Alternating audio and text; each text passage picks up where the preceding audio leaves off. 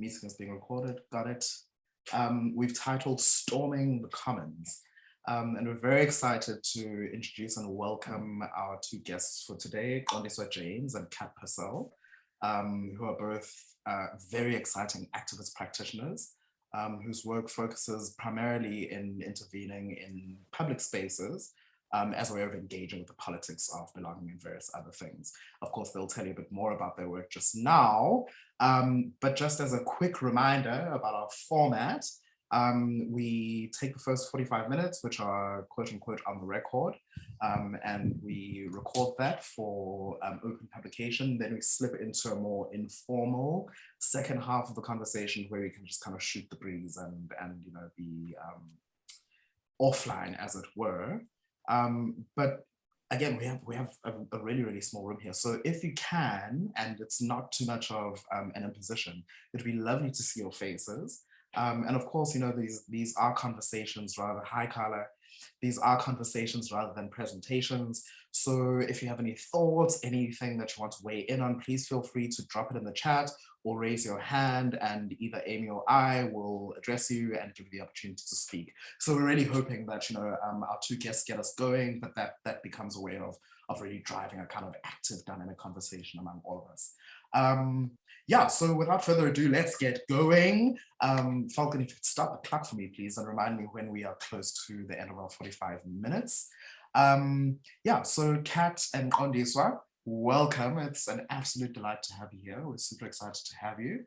And I wonder if, by way of kicking us off, whether you could briefly introduce yourselves and maybe just give us a little insight into your work by describing what you do and where it happens and what kind of animates your choices as practitioners. I'm not going to pick anybody to go first. You can fight that out amongst yourselves. Who wants to take the first stab? Fine. Kat, would you like to? you just have. I'm reading from left to right, and you happen to be on the left side of my screen. The tyranny of technology. Hello, everyone. Good morning, good evening, good day. My name is Kat Purcell. I use they, them pronouns as personal pronouns when not my name. And I am based on Dakota land in Minneapolis, in the so-called United States of America. My roots are in the theater. I'm a lighting designer and a performance artist, and I produce experimental events and happenings. And I like to say that I'm one of the many people sort of putting my shoulder to the work of community reliance in the face of state violence. And the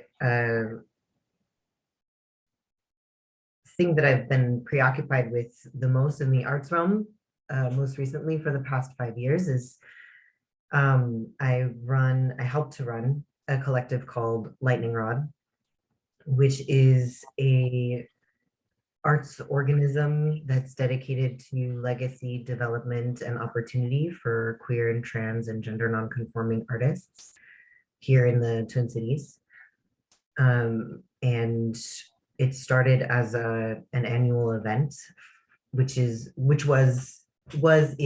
a flash theater event for artists who wanted to come together and push against the boundaries of what a cultural event could do for us in times of need, particularly social and political need. Hi, Kat. Hi, everybody. I'm Qondi. Also, good evening, good morning, good afternoon. I tend to speak like this, so I hope it's okay. Mbo said everything is good, it goes. So we spoke a bit about this yesterday, but I battle with exactly terming myself. So for now, I just say that I'm a cultural worker. I work in the realm of culture, and I'm specifically interested in public space and how bodies make community in public space and how solidarity is built in public space. I've so like my practice is like multifaceted. I do theater. I come from a theater school, and I direct theater. I write theater. I act in theater. I also am in film, related to film, also like performing, creating, etc. And also like with a friend just started a new project, Free Film School, which is a literally free and film school, which runs every Saturdays for people who, the way that Cape Town is set up is that the suburbs, middle class and upper middle class suburbs, are around the Table Mountain, which if people don't know is like the central feature of the city of Cape Town. And then the further out you get from the mountain and more inland, the more, let's say, economically disadvantaged communities are placed on those outskirts. And this is as a result of apartheid, which we may or may not know about, apartheid spatial planning, which did something very specific. So that's pretty much like our target of people trying to think about, even in relation to this thing of the publics, how do you bring people from the outskirts into the center? How do we, who find ourselves at the so-called center, rupture outwards? So as part of my practice, film, theater, installation, staff, performance art, public art, and just recently, which is maybe where I'll like stop, I feel like I'm rambling. Most recently, last year I was finishing off my master's at Institute for Creative Arts, which is under the center, which Mbo is at as well, teaches at. And I did a series of 12 interventions around the city of Cape Town. So both the city center, but also the outskirts and also the random places. A series of 12 interventions of workers, people that you might find on the street on their way back home from work, kind of thing. And kind of to present these images of workers or these workers as living monument, almost to haunt the city with the fact of ourselves, of themselves. And I think I'm still in that kind of engagement with performance art practice, and I'm still trying to figure out how it was experimental, 12 experimental pieces for my exam, and I'm trying to figure out how do they actually really move in the world. And I've started to do some of those experiments, some of them with like festivals and institutions, but some of them just I go just because one is like I'm moved to act. So trying to figure all of that out. And yeah, and final thing, writing. I'm trying also to just focus a little bit more on writing and to rethink what the importance, if at all, the importance of the written word, both academic and creative, playwriting, etc., where it fits in my practice, and where I can subvert it or think about what it is to write. Anyway, thank you. It's really fascinating. I wanted to just turn the spiral, if I might, Ngeni, on the introductions, because we had wondered whether or not we were going to show some of your work, but we decided it'd be more interesting if you described it. So I just was interested if we could ask you to actually get into a detailed description of some of the pieces. Sure. And just it's an idea of how you engage public space. That would be really fascinating. Sure.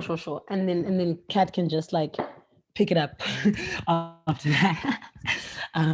Yeah, because I actually did have a look. I was very lucky. Me and Kat connected after we had a brief yesterday and then shared some information about our various contexts. And I was able to experience a little bit more of how Kat and the collectives that they're a part of have been moving in Minneapolis. And there's like just such interesting and strong correlations and things that I really believe we could learn and grow together. So yes, I think it is going to happen just naturally. So it was really interesting.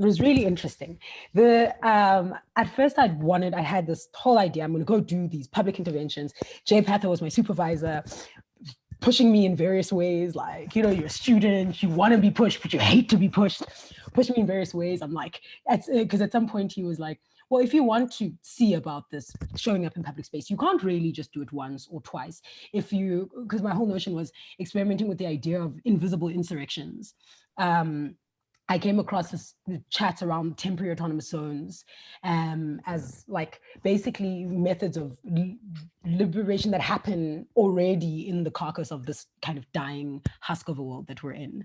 And that there are actually, even this moment actually potentially is a temporary autonomous zone in which an invisible insurrection is taking place. We're doing an alternative, even though we're, so I can't really, he felt, I can't really go and experiment with that once. Like I need to, a couple of times to just test what's happening. He says, you could do 100. I'm like, yo, bro, this is my master's. wait. I think I'm gonna do like 15. And then I cut it back. And also it was about like where Cape Town is a very massive space. And of course I could like do 100 over a year, you know. Cape Town is a massive space, and the politics of class and race and safety and security and gender in relation, especially to that, how it plays out is so layered and complex. And then also I don't like this thing of being the helicopter, right? So I actually live in the city center. I can't lie about what I am, right? I am a so-called middle class so-and-so, although I definitely know where I situate myself and where I stand. And but I definitely, it would not be comfortable for me to not understand particular things about myself and the ways in which I have been privileged. So it was like, I can't just be going off to Kailicha. I know all of these places. Kailicha is an area on the outskirts of Cape Town. So I know all of these places. I've worked in all of these places over years. I've built relationships with communities, with movements, but also with like institutions, schools, things like that. But again, I have an idea for a project, so I must find a way, an invite in. So sure, I'm connected to people who are from there. So sometimes it's an instance of reaching out to an individual and saying, hey, Chomi friend, Chomi means friend. Hey, Chomi, I want to do this thing. Are you going to be available? You can just take me to the taxi rank. You'll take my phone and you will put it on Instagram live and record it so I can have it for my MA. But this is what I'm thinking. Do you think that it's relevant to your context? Do you think that this image would work in your context? I actually also have a series of other images that I'm thinking of. Let's have at it. Do you actually think that it's potentially dangerous, or etc.? So there was all of this pre-stuff. Then when I get to the publics, I mean, you have perceptions of what you, or ideas rather, about what you think might happen. But what I've really tried to lean into, and I found in the process of doing it, of being in public space, is just to dwell, to curate something, curate an image, understand the site that you're going to go to, and to the best of your ability, like, don't have any like pretense about what you think is going to happen, because very often it's not what it is. Or if you're quite like that, you will miss the subtleties of the worldscape itself that you find yourself in. So like I was like to myself, I am interested in just dwelling in the public, sitting, doing one action, which is something to do with this work, but that the action isn't necessarily related to the worker, right? Which in this instance is a uniform, but is an action which might be universal across all workers, but also across all people across here. So for example, one of them was, I went to, it's a place called Bellville Taxi Rank. A taxi rank is a bus terminus essentially. And Bellville is a long distance bus terminus. So you get buses that go to Zim, you know, that go to Mozambique, which is countries that border us to the north. And you get taxis and buses that go, taxis are like minibuses, that go to the Eastern Cape. Cape Town is in the Western Cape. Which also tells us something about kind of the migrant labor thing that's been happening between the Eastern and the Western Cape, like since time, and became more formalized in apartheid. And then of course, Bellville is like one of the, if there's like, let's say 5 centers, like working centers of Cape Town. One of them might be Bellville, one of them might be the city center of Cape Town, one of them might be like Wynberg, for example. These are all just areas. but then, so Bellville is this hub and lots of people work there, but also a lot of people who live on the outskirts connect to Bellville in order to get home. Because in Cape Town, how apartheid spatial planning and the roads, you know, the design of the roads, how it was built was to keep the blacks out. And by blacks, I can get, because it's from South Africa and we've got this big old black thing. If I get, I know sometimes it might be problematic, so I'll try to maybe limit the blacks thing, but I do mean people of color. That's what I mean. So it was in such a way that you can't get into the city, and that basically as a defense mechanism, that there's like 3 or 4 ways to get into the city. So people have to travel long distances, connect through others. So went to the Bellville taxi rank as a nurse. And this was important. The person who helped me in this particular instance lives in relation to Bellville. Their mother was a nurse. My mother also was a nurse at some point. So there's this like kind of tenuous connection between us. There are obviously, of course, clinics and hospitals. And so I go there and I stand in the public, and the action that I had decided to explore. Sorry, guys, I will wrap up 2 minutes. Oh my God, I just looked at the time. Oh, no. Off you go. Okay. We are eating. We're eating. Feeding. So the action that I had chosen with the nurse, so I had a corresponding action with each uniform, was that of washing. So I take a little plastic wash basin and I situate myself in the middle of the rank, in the middle of it all. And I kind of stand on a crate and I wash, like I take off my clothes, but I've got this, you know, those old school beige petticoats kinds of things. I have that on. So I wash under that. And because of various reasons, you know, I've done public protest in the nude with my body. I don't really have a problem with that, but you have to think about the specificity of sight and what you're doing to the public. We spoke a little bit about that, what you're doing to the public with your naked body, but also what the public can do to you.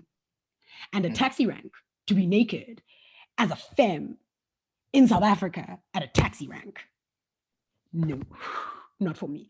So like I wash under this night, but I also take off my panties in the meanwhile. Like I do everything. I wash the panty. I wash. You know, I wash. Very interesting things start to happen. So my friend who comes with me is video recording on Insta Live. Very interesting things start to happen. People, of course, every now and again are like, what's happening here? Oh, what's happening here? Then there's a moment where a taxi comes past, parks in front of me. It's 2 men. They're like, hey, what is she doing? Is she sick? What is she doing? You know? Then luckily, and I say luckily, and it's sad that it's luckily, but it was lucky in this instance that my co-conspirator was a male, like a self-identified man, and he was able to go and speak to the people because they were going. It's a very quick jump from hello to harassment. I'm sure we all understand this from our various contexts, but they were there to harass me.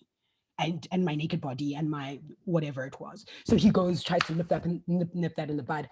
Then as this happens, this traffic cops, they have their little cars, kind of see that now that this taxi has parked there, it's kind of blocking traffic. And people have started to notice a little bit that something is happening here. So instead of just walking past now, they are stopping. So then the traffic cops, they get these taxi guys to move. So it's really interesting. In this instance, the agents of the states sort of also become in cahoots with us. It's really interesting how, and these are the subtleties that you can't pre-plan for, that the people who are the cops in this instance come and create a safety zone, actually. And then also, but I think it's the humans, it's not the cops. If that makes sense. It's the people who remember themselves outside of the uniform. So I wash, they come to my co-conspirator, they're like, what's happening here? You know, you're blocking traffic. But they're not really shouting, but he's very clever. He says, this is a master's research project. Then all of a sudden, and then he even says, from the University of Cape Town. Now all of a sudden, okay. They park, like the traffic cop car, parks in the middle of the road where the taxi had been, basically creating a stage space for us, directing the traffic around us. And they just ask, they don't even tell us to leave it. How long do you think she'll be? And he said, no, it shouldn't take long. Yeah? And then people start to gather on either side of the cop car, and it becomes like almost in the round, half in the round, because I was standing against the wall. And they're completely like surrounding me in a semicircle. That's the word, semicircle, the audience people. Then they start to talk. When's Hani? What is she doing? What is she doing? She's washing. But why? Because we were taught how to wash. Why is she doing it like that? She's even washing her pant. She's even washing her underneath. But she has to, because that is the right way to wash. So these moments of recognition and solidarity, right? Which are not about the nurse. It's about like the universality of something that we all do. And an action of care, which I found really interesting. And I was thinking about how nurses often go and their work is care work.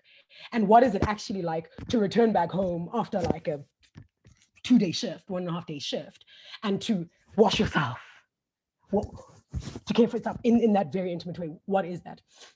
So then they're fixing each other as well. Sometimes the guys wanting to say that, yo, she's pretty. She's pretty. Yo, I'd marry you, sister. Stupid things like that. Yeah, stupid things like, where's the dancer? And the people will tell them, no, she's working. She's working. This is work. I mean, they get themselves. They, as a community, like it happened. It's so exciting, actually. I say, no, she's doing work for school fees. Then I hear someone say, oh, I really hope afterwards she'll stop and just and talk to us about what it is that she's doing. I really want to understand. And of course I wasn't planning to, and I didn't. But that impulse, not just to stop, but to want to know. But that even in that, someone was like, yeah, but I think this is what she's doing. And then this thing starts to happen, really exciting. Then I hear this was my favorite part. One of the sisters goes, uzopasa sisi, uyeva uzopasa, which means you're going to pass. You are definitely going to pass. So that's my cat, please. Thanks, Qondiswa. And there are several things that you've named there and seized on in that lovely anecdote and description of your work that I'm definitely going to take up after Kat's done as well. Kat, please. I don't know how to follow that. That was so beautiful. Yeah, so sort of in terms of stagecraft, there's a work that I was involved in that was fairly similar, like structurally, which was, I was living in New York City at the time. And a lot of my work, I don't know if it achieves it, but I'm definitely focused on inside, outside, what's sort of being swept under the rug. And for this work, we were focused on a place called The Tombs. I was in a collective called Tactical Aesthetics. And The Tombs are a jail, a holding jail, although some people end up being there for longer periods of time if their trial is set back.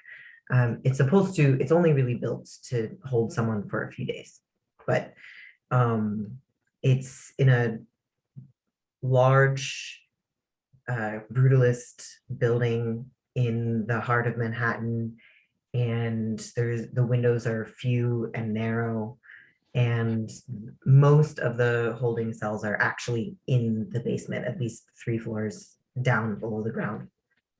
And a couple of us had been held in there, and we knew people who had been held in there and had really terrible experiences. And we realized that in that general area, it's also pretty close to the financial district. And a lot of people walk past this place not really knowing what it is, unless you're intersecting with the so-called justice system. You don't really know what that building is. And we took a long time to plan. It was 6 months of planning, actually. And we devised a work in which one of us, his name is Lex Bohr, we put him in a cage in the middle of the intersection in front of the building. And it took a lot of planning, a lot of little diagrams with traffic, because traffic in Manhattan is quite dangerous. And we dropped him off in the cage, and there was just this moment of silence. It was like very calm. it was right before lunch, so the traffic was a little bit light. And it seemed as if nobody was going to notice that there was a man in a cage in the middle of this intersection. The birds were chirping. And like you do in New York City, the cars were just going around him, like as if it wasn't happening. It was just, yet another outrageous thing that some New Yorker is trying to do to get attention. Mm. And eventually, the building, the same building where the Tombs is, also where the courthouse is. So the intersection that we chose was outside of the exit where people would be coming out after they had seen a judge or had been released from jail. So they were the first people to start to vocalize about it. They were the first people to say, what's he doing in there with what, that must be some kind, it must be about this place, because they were the people who knew that it even existed. And then as time passed, it got closer to lunchtime and the traffic became a little heavier, and it started to become a problem. People started to honk their horns. So then you had the other expression, the other reaction, which was like, get out of the road. People were angry with him for blocking traffic. And so then eventually the police came and then they taped off the intersection in a square. And they had to cut him out of the cage with a stone cutter. And the folks on the sidelines who'd stopped to watch were also vocalizing in such a way where they were really getting it. And they said, oh, you have to cut him out to put him in, and like you have to take him out of the cage to put him in the cage because they arrested him. And we didn't actually expect that. We didn't actually expect that our audience would be the people directly affected by the system. We thought what we were doing was to kind of, wake up America kind of moment to the folks who were passing by, who didn't have to worry about those sorts of things, or it felt like they didn't have to worry about those sorts of things. So it was a really, really incredible learning moment for us about who our audience really is and what we really wanted to do with our work. Oh man, yeah. I mean, as I said, like both your approaches to these, I'm going to use the term very lazily right now and apologize, site-specific or site-responsive interventions is super exciting. And I think it harkens back to what you kind of said in your introduction, Kat, which is this idea that one can lean into community reliance in the face of state violence. But what I find so interesting, as Qondiswa pointed out, is when those moments become more complicated than the surface narrative allows, right? Is that we automatically assume that a figure standing in the space that interrupts the place somehow is always already in conflict with the official kind of state mechanisms that produce that space, that produces textures, that kind of shape its politics. But as in that lovely example that Qondiswa pointed out, where the police, because they remembered their, I guess, humanity before they recognized themselves as constituted as state officials, right? There's this way that they kind of step in and out of the bounds of the expected roles, right? That they all take on when they enter these spaces. I find that utterly fascinating, and that they kind of end up participating in the performance for better or for worse, either in complicity with the intervention or to reassert state power, to reassert the proper way of occupying those spaces. But that what the performance does is that it forces moments where we confront where we're going to land in relation to that. I think is one of the features that working in this way opens us up to it. It's because it's open-ended. Yeah, so this creating temporary spaces that elude formal structures of control, as Amy wrote in the chat, we call it Kakimbe, is, I think, precisely how I see these interventions working is that I- they Oh, sorry. yeah, absolutely, please, by all means. So, sorry, Madani. Please, can you finish after me? I just want to make a quick little intervention that's kind of become important for me in relation to this temporary autonomous zone stuff. It is, and I use for my masters like Hakim Bey quite a lot. Yeah, but I also had a footnote, which I feel like I must also say here. There was a reason I didn't mention them by name. In the writing, in Hakim Bey's writing, there are parts of it that I find incredibly disturbing, which it's something of the time, whatever. They say this boys' love thing as an expression of freedom, and children can consent to, and all that stuff, which actually for me just is a little bit like pedophilia. So Hakim Bey, I don't want to again say that someone is something when I don't know them, but Hakim Bey belongs to that thing, and it's in his writing. And yeah, so I find the temporary autonomous zone chat so useful, and it was like the spine to my research. But I would also actually, maybe it's an invitation to the floor for us to talk about like what do we do when it's useful as a spine, but that this person is incredibly problematic. But yes, and that also they actually it's in the theory. And that even this theory of temporary autonomous zones in some instances becomes a way for him to validate. Yeah, so what's the chat also? Like, I'm very interested to know what other people think about that. But I just had to say that Hakim Bey is a pedophile. So let's not just go around thinking, yeah, okay. Sure, thank you. That's an important contextual note for the scholars we cite, and recognizing that citation is always in some ways an act of complicity as well, right? Is that we are engaging in and co-signing some of the stuff that I mean, obviously not aware of Hakim's work at all, but that is definitely kind of something that I'm going to hold in mind.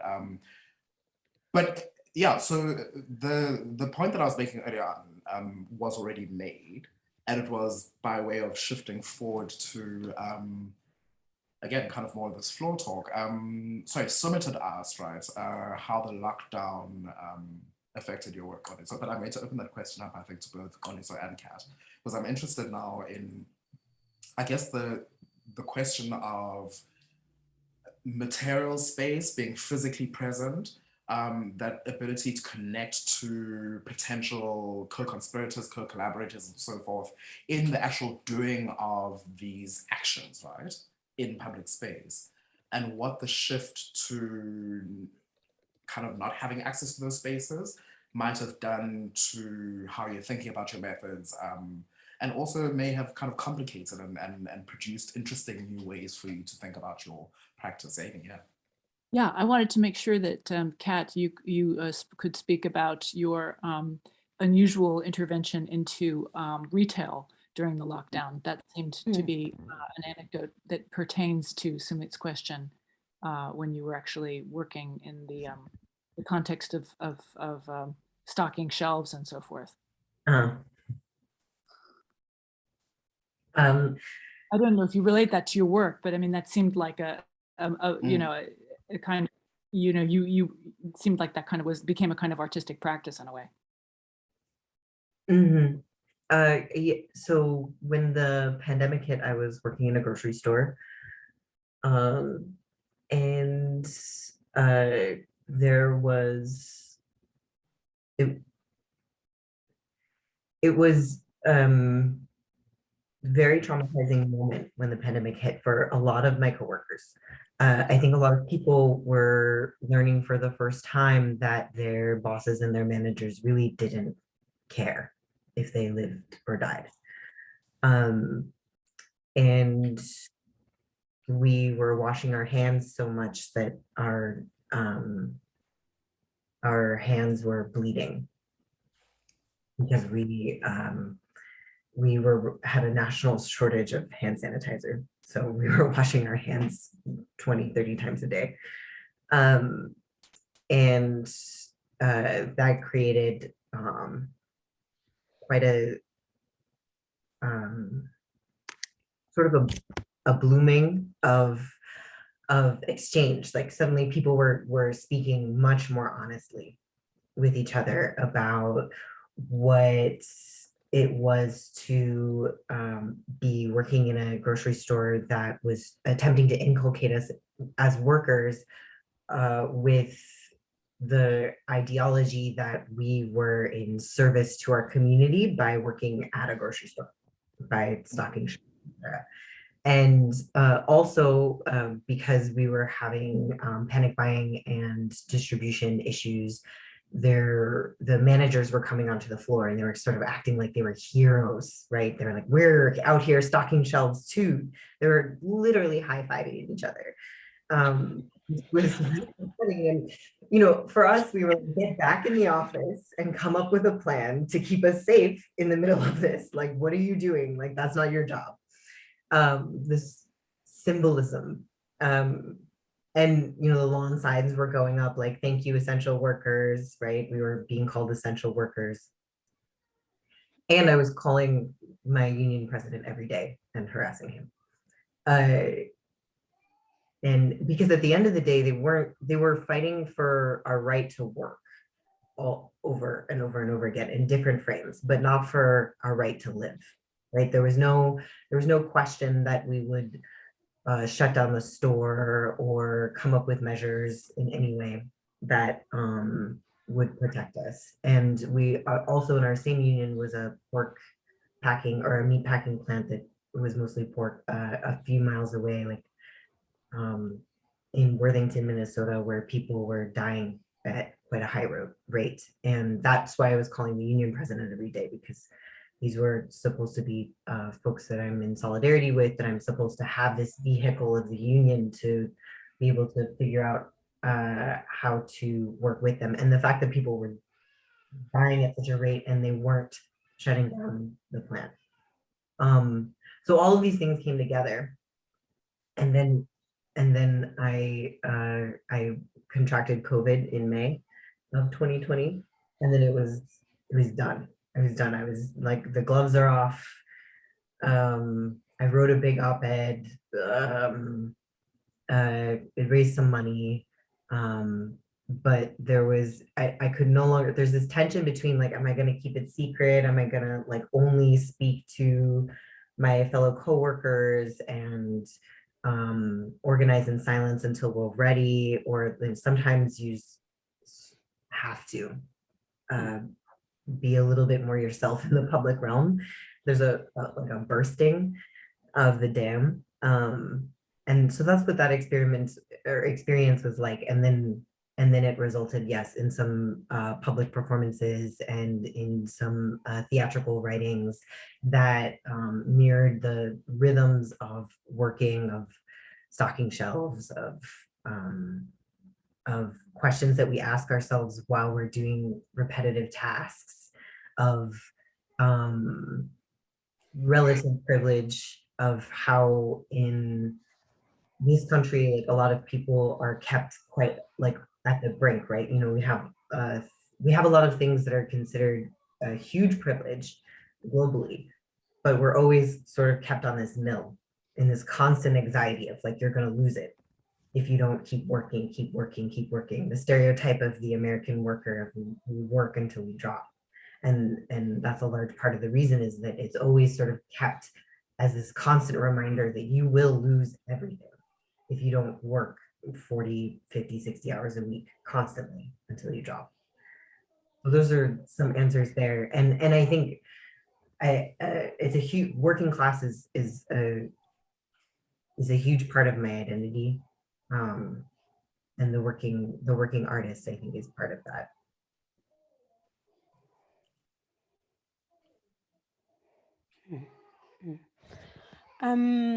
The lockdown, I was thinking about how there was like kind of two things for me. One was that for some very odd reason, I started to get more work than I had gotten before, like ever. And so the thing that was happening to a lot of artists was not actually happening to me. So that was, but also I was also in in varsity in my first year of my MA. So I also technically had, funding or whatever. So I found that was very interesting. And then there was actually the thing of, you are in an environment and you're locked up in your house. Everybody is locked up in their houses, and things playing themselves out on the streets. Sure, you feel suffocated inside, but there are lots of things happening outside. And a lot of us who kind of move in movement spaces and organizing spaces, we're trying to see how we could still do the accounting, of what is actually happening. So some of us would leave our houses and would go around into the kind of places where there are a lot of squats in my area, a lot of informal squats, some slightly more formal. And during that time specifically, I don't know why. Okay, no, I do know why. It just felt like the bottom was just falling out, and like almost every other week or second week that I would that I would go outside, I would notice that, sorry guys, I'm so distracted. There's a child weeping in the house. I'm so sorry. I'm so sorry, guys. Just 1 second. I'm so sorry. That's fine. That's fine.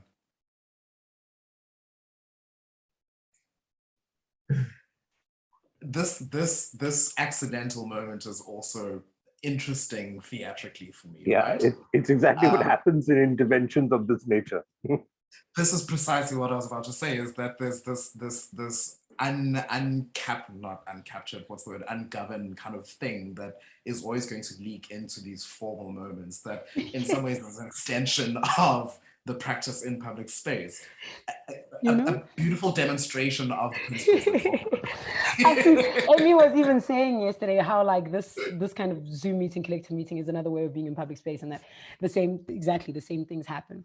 Okay, cool. I tried to be kind, but I said, please, my little nephew, please just be quiet. You can cry just now very loud, I promise. So some of us went, and I noticed that every week, every 2 weeks, there are more and more people. I live with my eyes open because also, like, I mean, I will say, like, I live on streets, not to say that I like sleep on the streets and that I build my structure on the streets, but I'm very much a person on the street. I walk a lot everywhere. We know the people in the squats. I have lots of street-based friends, like, yeah. So I live with my eyes open. So I notice how many Kat says neighbors. I like this. I noticed how many of my neighbors they were, and then I noticed, oh, I'm getting more neighbors. I don't mind this, but it's definitely telling me something about what's happening in the environment. And then something very strange happened in Cape Town. The DA government, there's lots of stuff, government. The DA government runs the Western Cape. Particularly, I think it runs one other province, but it runs the Western Cape. The ANC government and Gauteng now, they just want Gauteng, which are the big kind of like political and economic strongholds of the country. But the ANC is still the big daddy party. So Cape Town government decides to make a giant tent on the outskirts. It's a place called Strandfontein. It's far, guys, it's far. It is far from the center. To make this camp out in the center, it looks, I dropped a link for Sumit, but for everybody, of a work of a work that I made at that time called Thrashing, and which became in response to that. And there is an image of that Strandfontein. They were called the Strandfontein camps. It looks like, I don't want to be hyperbolic, but it looks like the kinds of refugee camps you used to see in CNN kind of world reports. Yeah, it looks bad. And people in cages, and you can see people are like, their fingers are hanging out of cage, like it's bad. It was really horrible. And that every day, every week, there was like a 2-week period. It closed pretty quickly, I think, within 3 weeks, because people were like, no, this is not right. But there was like a week or 2-week period where me and comrades were like out almost every day, moving with our neighbors, figuring out like, when is the day going to get taken? Because they would show up, the state would show up with vans load people up, take them like so far away from their home, so far away from their home. They're not going to give them transport back. But one thing about Cape Town as well is, because there's the history of Cape Town doing this. Cape Town hates the poor, like truly. And the apartheid that has remained in Cape Town is a deep-seated hatred of the poor. And that in Cape Town, because primarily the poor are people of color, and that the so-called middle class, upper middle class people are mostly white, and it's remained like this in Cape Town, unlike in Joburg perhaps, but it's remained like this in Cape Town. So what it looks like is a race class thing, right? So City of Cape Town hates poor Black people.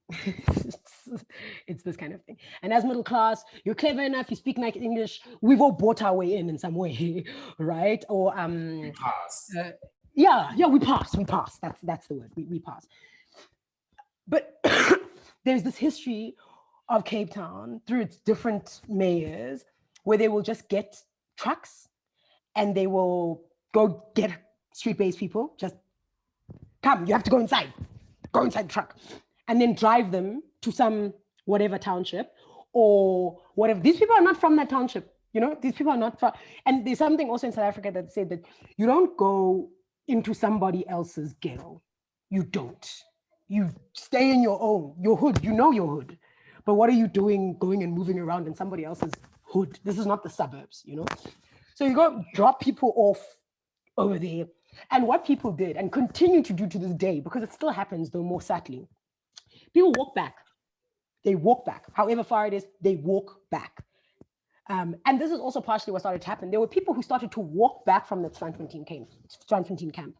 But I really remember witnessing that, like the roundups, the fear, the not knowing, and the resistance, actually, like just the wave of resistance and solidarity that was happening with the people who had to remain outside, and some of us who felt like we could not stay inside when we understood what was happening to people outside, and that it felt like the state, the government, was using this moment to do this thing that they've always wanted to do. But now it looks like, So that was that. There was that making work in relation to all of this stuff that's happening, but getting opportunities for some reason to be able to reflect. And at those opportunities, I was always trying to, I was very great, I'm freaking grateful, but always trying to share the information. This is what's happening here. This is what's happening here. What's happening over there? What's happening over there? Thank you. Colleagues, these conversations move so quickly.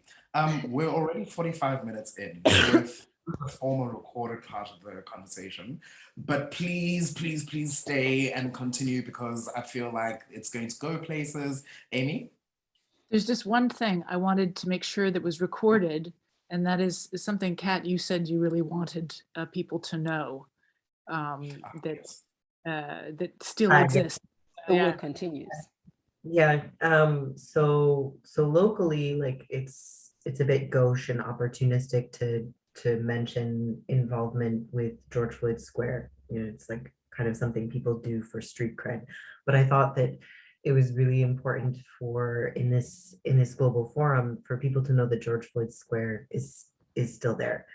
The barricades, it's true, have been moved. So cars do move through the intersection, although we've sort of trained a lot of Minneapolis residents, so it's not a lot of cars.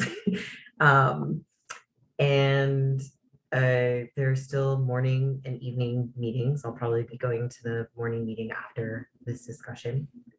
And there are still the 24 demands, Justice Resolution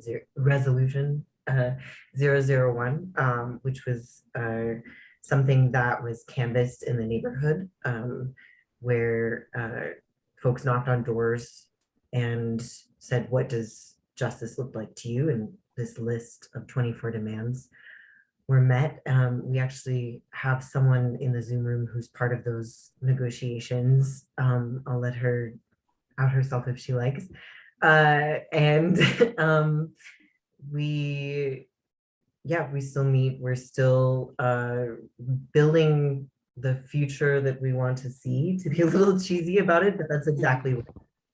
That's exactly the part of the work is and the thing that is in the thorn in the side of the city is that we're still there, we're still meeting, and we're visioning and sort of trying to shape what it looks like to have a model of community reliance outside of the state, and that in this country, at least, the sort of white centric dominant culture considers that quite radical. Yeah. Disrupting their plan to create a bus line is very radical. Yeah, yeah. It's really funny and wonky and geeky in a lot of ways that you think, you know, you read a lot of accounts of revolutions or fictional imaginings of revolutions, and you wouldn't think it would be about a bus line. But that's a lot of the focus. It's not that it's of course symbolic, but well, it has real consequences economically for what the city wants, but it's almost silly, you know. But its banality is also what makes it kind of interesting as well, right? Is that it reminds us that these things saturate the everyday in the most common, quotidian possible way, that it isn't really about, you know, these kind of spectacular moments, but about the texture of the everyday world that we co-constitute together, right?